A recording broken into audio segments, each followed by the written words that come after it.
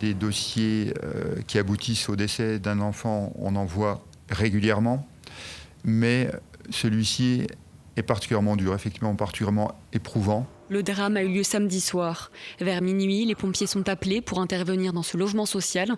Lisa, 3 ans, est en arrêt cardio-respiratoire.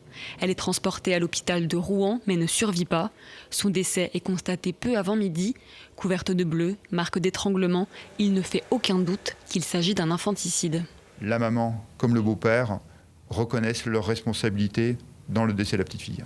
Lisa, comme son frère de 6 ans mis en sécurité, était victime de violences depuis plusieurs mois, selon les premières auditions.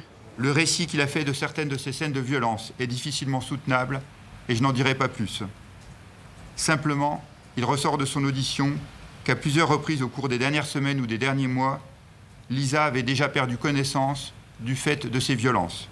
Ces cris et ces scènes de violence n'étaient pourtant pas passés inaperçus dans le voisinage. Ça devait arriver un jour ou l'autre. Ça, c'était à prévoir.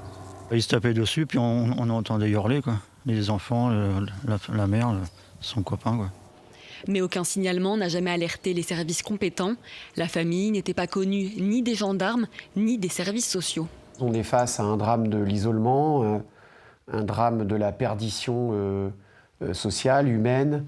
On est face à un drame sur fond de consommation de stupéfiants, d'alcool, d'absence de travail, d'absence de lien social. Malgré les outils qu'on a mis en place, on n'a pas su protéger cet enfant.